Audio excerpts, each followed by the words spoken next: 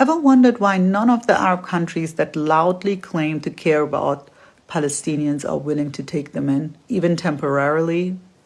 Egypt, their direct neighbor, won't even let Gazans shelter in the Sinai. Instead, it has tightened border security to keep them out. It's time to name the elephant in the room: Arab hypocrisy and the calculated mistreatment and marginalization of the Palestinians. The truth is uncomfortable but undeniable.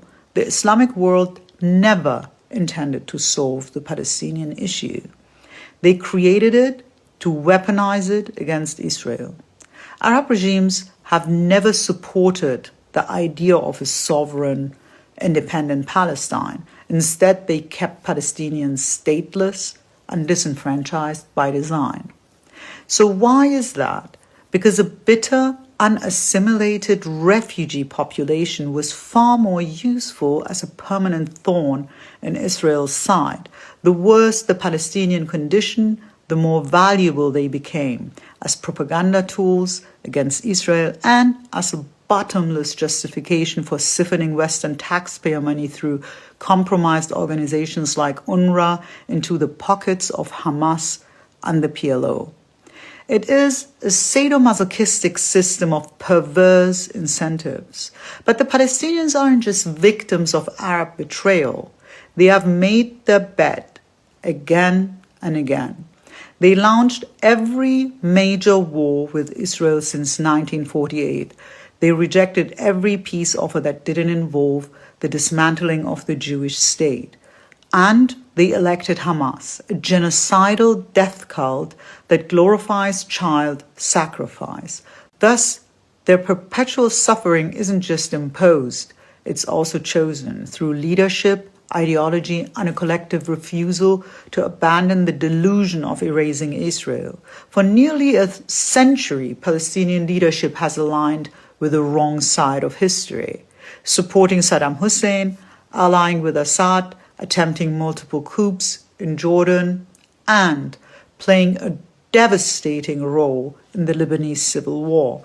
Every host nation that welcomed them eventually paid the price and learned the hard way that solidarity came with subversion. The roots of this pathology run deep. Long before Hamas, the PLO under Arafat cultivated a quasi-religious cult of blood. The revolution was treated as a sacrament. Children's death were proof of commitment. From the river to the sea was not a metaphor, it was a murderous mandate. In school books, children were taught that Israel is a temporary entity. Jews have no right to exist in the holy Arab land, a claim blatantly refuted by the very mosque they built atop a 3,000-year-old Jewish temple, and that martyrdom is nobler than coexistence. Hamas took this culture and codified it into state ideology. Civilians are used as human shields. Funerals are PR spectacles, and death is a public relations weapon. Their strategy is brutally effective. Provoke Israel into retaliation, engineer civilian casualties, then scream genocide. In this grotesque economy, dead Palestinians are the currency, spent for headlines, sympathy, and foreign aid. The tragedy is not only that Israel is under siege, the deeper tragedy is that an entire generation of Palestinians has been offered up to Moloch, an ancient god of child sacrifice, now rebranded as resistance. They're taught that paradise lies not in building, creating, or reforming, but in dying soaked in Jewish blood. In this ritual cult of annihilation, progress is treason, compromise is sin, and life itself is subordinated to the ecstasy of violent death. In a world where Islamism forbids pluralism, progress, or joy, martyrdom is the only route to dignity.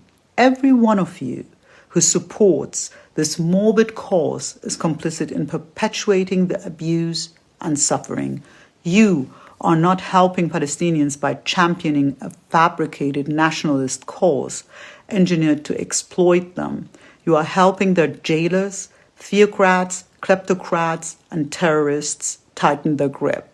You're not standing with the oppressed. You are kneeling before Moloch.